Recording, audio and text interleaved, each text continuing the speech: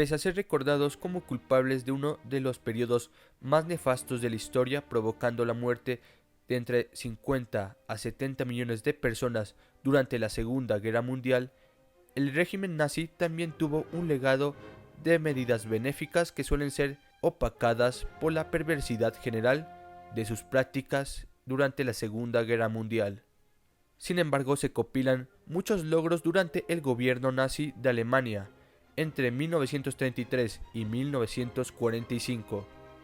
Este video no se trata de una apología al movimiento de Adolf Hitler, sino un homenaje a las personas que, pese al tremendo sacrificio que les impuso la guerra más cruel de la historia, lograron hacer cambios para bien de la humanidad.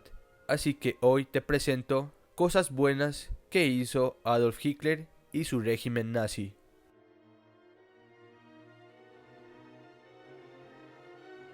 Irónicamente, mientras los nazis fueron culpados por la crueldad hacia otros seres humanos, cuando se trataba de los animales, su visión era completamente distinta.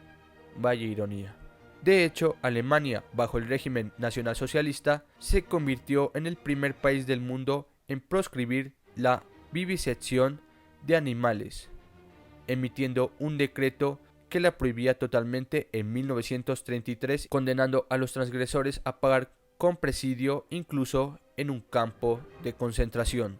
La razón de esto es que los principales líderes nazis, incluyendo a Adolf Hitler, estaban muy interesados en la conservación de los animales y sentían que era un deber humanitario empatizar con el dolor que se causaban a otras criaturas vivientes.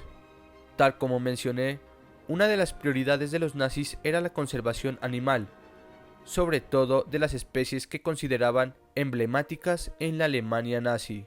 Es así que de 1934 a 1935 emitieron leyes de cacería, al tiempo que instituían la enseñanza del respeto a los animales dentro de los planes de estudio de niños y jóvenes en el régimen nazi.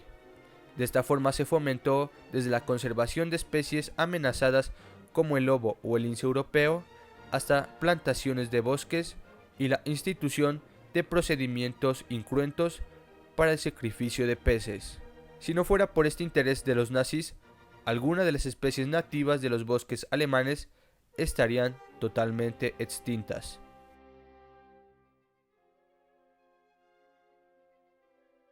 Mientras en América se promovía sin control el hábito de fumar, incluso en dibujos animados, Alemania fue uno de los primeros países en lanzar una dura campaña contra el cigarrillo.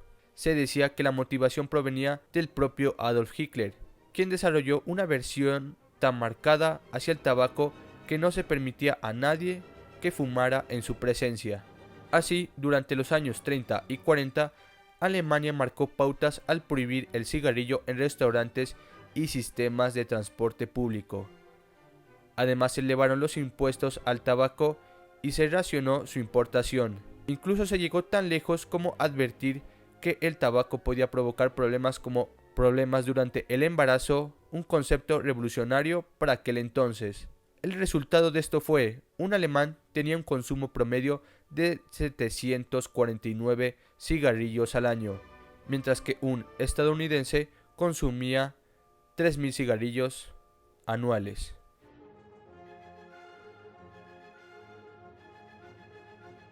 Para tomar medidas contra previas preocupaciones eugenésticas sobre los efectos del alcohol, el tabaco y la sífilis, el régimen nazi fomentó la investigación y llevó a cabo campañas de educación pública y promulgó leyes que en conjunto tenían el objetivo de eliminar el veneno genético asociado a defectos de nacimiento y daño genético para las generaciones futuras. En 1936 se estableció la Oficina Central del Reich para combatir la homosexualidad y el aborto, con el fin de redoblar los esfuerzos para la prevención de actos que obstaculizaran o pusiesen en riesgo futuros nacimientos y embarazos de la gente alemana.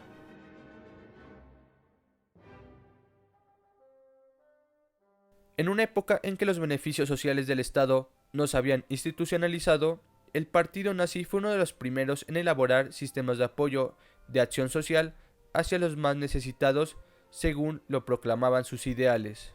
Un ejemplo de esto fue el programa de apoyo para el invierno, donde los principales líderes del movimiento salían a las calles para motivar a la gente a donar a favor de las personas que no estaban en situación de enfrentar los rigores de la temporada fría.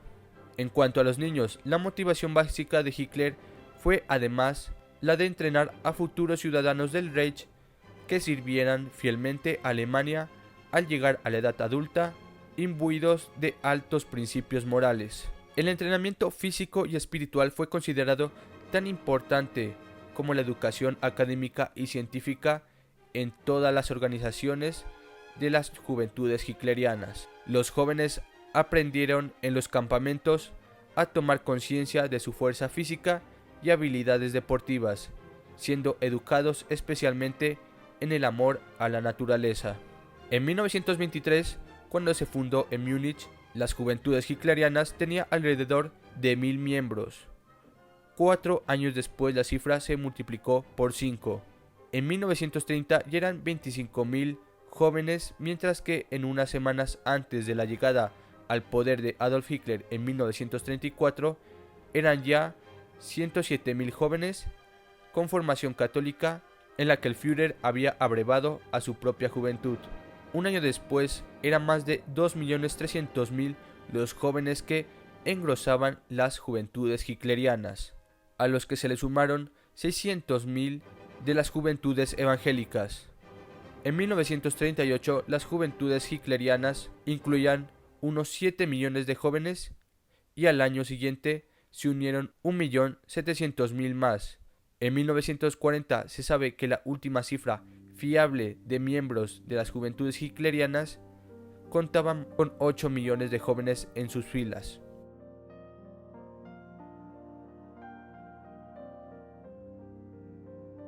Hitler tenía la idea de que cada ciudadano alemán debía tener la posibilidad de adquirir un automóvil. Por esto creó la iniciativa de Volkswagen, que significa literalmente en alemán auto de la gente, el cual podía comprarse a través de un plan de ahorros que solo exigía esta cifra de dinero, es decir, el costo de una motocicleta pequeña de aquella época. En ese orden de ideas, el Führer estaba tan involucrado en el proyecto que él mismo sugirió a los diseñadores que el vehículo debía estar inspirado en la forma de escarabajo, convirtiéndose en uno de los automóviles más reconocibles, confiables y de más extensa producción en todo el mundo.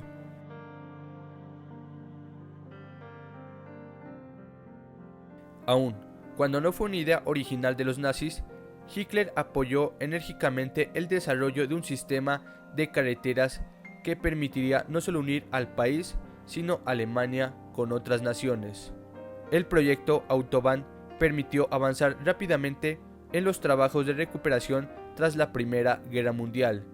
El resultado fue tan exitoso que cientos de países imitaron el modelo alemán, incluido Estados Unidos y Gran Bretaña.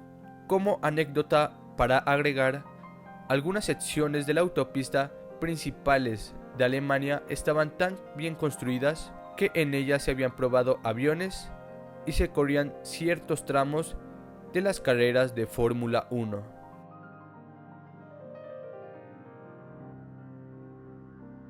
No sería aventurado decir que el hombre llegó a la luna gracias a los nazis. Esto porque Werner von Braun, perdón por mi pronunciación, considerado el padre de la propulsión de cohetes, fue un miembro del partido nazi, cuyo trabajo posteriormente continuó desarrollándose en los Estados Unidos, país donde se nacionalizó al final de la Segunda Guerra Mundial. Fue gracias a sus avances en los combustibles líquidos para cohetes que se desarrolló el Saturno V, la nave espacial que llevaría por primera vez al hombre a la Luna en 1969. El Dr. von Braun se convirtió en el director del Centro Marshall de Vuelos Espaciales de la NASA el 1 de mayo de 1964. Pero todo ese conocimiento, o mucho de ello, lo adquirió en la Alemania nazi.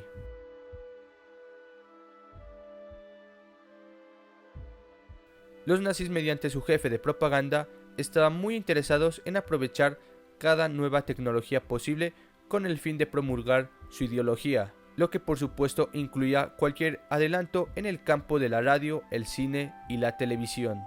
Uno de los mejores ejemplos de esto fue la creación de los filmes conocidos como El triunfo de la fe, El triunfo de la voluntad. En ellos, la directora usó hasta 30 cámaras y más de 100 técnicos para dar vida a una de las mejores películas de la época. Fue durante su desarrollo que se inventó el sistema de carros y grúas para lograr el efecto de traveling, con el cual se desplazaba suavemente la cámara en una secuencia, técnica que es utilizada casi sin variaciones hasta el día de hoy.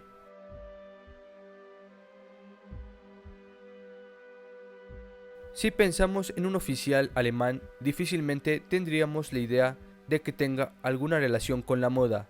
Sin embargo, el movimiento era muy cuidadoso con su vestimenta, buscando en su indumentaria la capacidad de transmitir autoridad, firmeza e incluso miedo a sus rivales. Es así como el uso del cuero o las tonalidades oscuras fueron adoptadas por toda una generación de soldados, e incluso el escritor estadounidense Kurt Vonnegut los describía como casi teatrales. Sin embargo, la sociedad nazi con la moda no terminaba ahí. Adolf Dassler se convirtió en el fundador de Adidas, proveyendo zapatos y otros tipos de implementos tanto a militares como a los atletas que participaron en los Juegos Olímpicos de Berlín 1936. Más sorprendente aún, su hermano Rudolf era un miembro apasionado del partido nazi que llegó a fundar otra compañía de ropa, Puma. ¿Y qué decir de Hugo Boss, un peso pesado de la moda que en su tiempo fabricaba uniformes para las SS, las SA y las juventudes hitlerianas?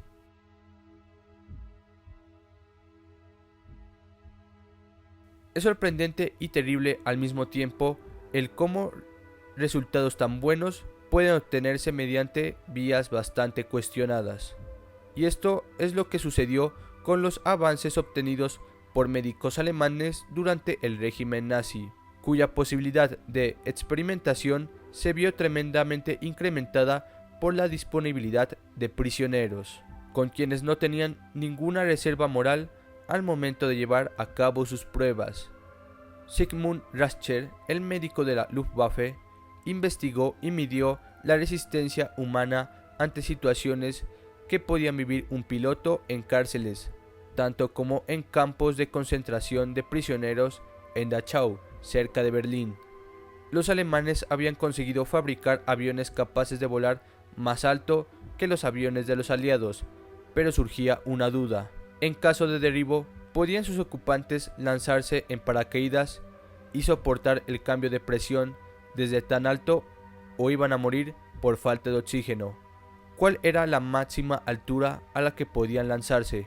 Esas eran las preguntas de los investigadores. Para comprobarlo, Rascher solicitó prisioneros del campo de concentración de Dachau, muy cerca de Berlín, a quienes les prometió que si se presentaban voluntariamente para un experimento, quedarían libres. Y para comenzar el experimento los introducía en una cámara de descompensación para simular el salto de distintas alturas con o sin máscara de oxígeno. Gracias a sus estudios y conclusiones se diseñan hoy los trajes de vuelo. Se le reprochó que, pero también a este investigador le surgió otra pregunta. ¿Qué le sucedería a un piloto de la Luftwaffe si cae a un frío mar? El investigador tenía que realizar otro ingenioso experimento, introducir arreos en tanques de agua helada y probar después diversas maneras de reanimarlos.